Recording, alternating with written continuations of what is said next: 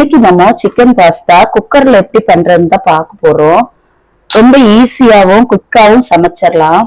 பாஸ்தானாலே குழந்தைங்களுக்கு எல்லாம் ரொம்ப இஷ்டமான ஒரு டிஷ்.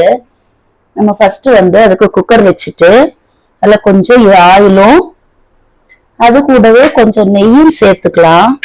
நெய்யும் சேர்த்து பண்ணலாம், அப்பதான் டேஸ்ட் நல்லா இருக்கும். சூடான உடனே கட் பண்ணி வச்ச ஒரு பெரிய வெங்காயத்தை நம்ம சேர்த்துக்கலாம்.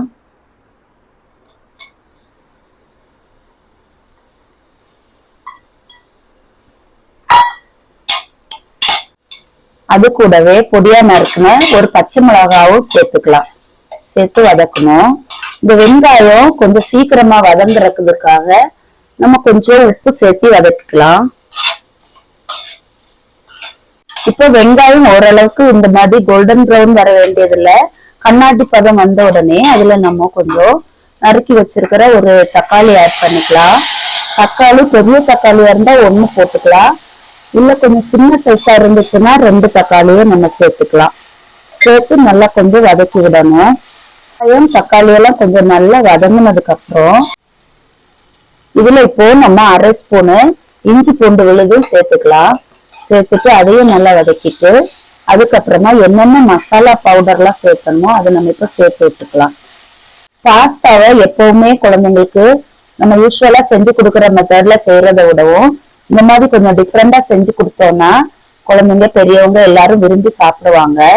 நம்ம இப்போ இந்த டிஷ்ஷுக்கு கொஞ்சமா ஒரு 1/4 டீஸ்பூன் மஞ்சள் பவுடர், மல்லித்தூள் கொஞ்சம் ஒரு 1/4 டீஸ்பூன், அப்புறம் மிளகாத்தூள் 1/2 டீஸ்பூன் போட்டுக்கலாம்.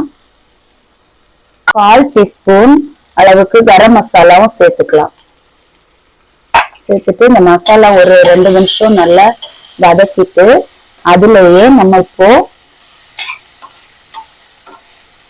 எடுத்து வச்சிருக்கிற சிக்கனை நல்லா கீமா பண்ணி வச்சிருக்கிறோம், அரைச்சு அதையும் நம்ம சேர்த்துக்கணும்.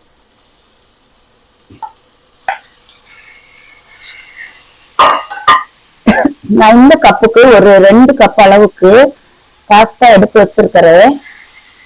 அதனால ஒரு அப்ராக்சிமேட்டா ஒரு 1/4 கிலோல இருந்து ஒரு 300 கிராம்ஸ் அளவுக்கு சிக்கன் சேர்த்திருக்கிறேன். கைமா கொஞ்சம் வதங்கினதுக்கு அப்புறம் நம்ம சேர்த்திருக்கிறதுக்கு அப்புறம் நம்ம இதுல தேவையான அளவுக்கு தண்ணி சேர்த்துக்கலாம். நான் இன்னைக்கு இந்த கப்ல 2 கப் அளவுக்கு பாஸ்தா எடுத்து வச்சிருக்கிறேன். அதனால அதே அளவுக்கு நம்ம தண்ணி சேர்த்தா போதும்.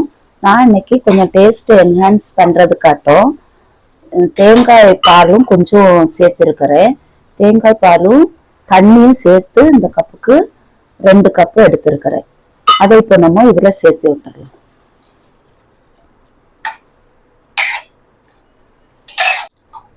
இப்போ சிக்கன் அல்லது நான்வெஜ் சேர்க்க விருப்பம் இல்லாதவங்க அதுக்கு பதிலாக நம்ம மஷ்ரூம் சேர்த்து கூட இந்த டிஷ்ஷை ட்ரை பண்ணி பார்க்கலாம், நல்லா இருக்கும். இப்போ நம்ம இது கொஞ்சம் கொதி வந்ததுக்கு அப்புறம் எடுத்து வச்சிருக்கிற பாஸ்தாவை அதுல சேர்த்து விட்டுறலாம். பாஸ்தா நம்ம ஊரெல்லாம் வைக்க வேண்டியது இல்லை, தண்ணியில ஜஸ்ட் கழுவி வச்சிருக்கிறேன் அந்த பாஸ்தாவை நம்ம இதுல சேர்த்து விட்டுறலாம். கொஞ்சமா மல்லி இலையும் சேர்த்துட்டு உப்பு சேர்த்துக்கணும். தேவையான அளவு உப்பு சேர்த்து நல்லா கலந்து விட்டுக்கணும். கலந்து விட்டுட்டு உப்பு செக் பண்ணிட்டு இது சிக்கன்லாம் சேர்த்துருக்கிறதுனால ஃப்ளேவரும் நல்லா இருக்கும், டேஸ்ட்டுமே நல்லா இருக்கும்.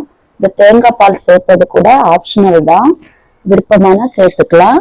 அதுக்கு பதில் தண்ணி மட்டும் சேர்த்தாலும் நல்லா தான் இருக்கும். நம்ம அரை மூடி லெமன் புழிஞ்சுக்கலாம்.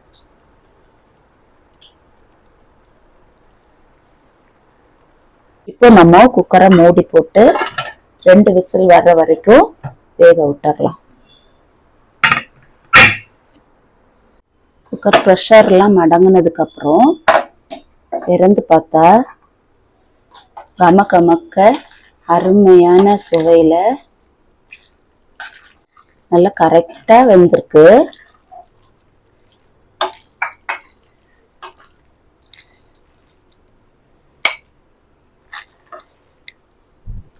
நீங்களும் இதே அளவுகளோட இந்த மெஷர்மெண்ட்ல இந்த டிஷ்ஷை செஞ்சு பார்த்து சாப்பிட்டு பார்த்து எப்படி இருக்குன்னு சொல்லுங்க.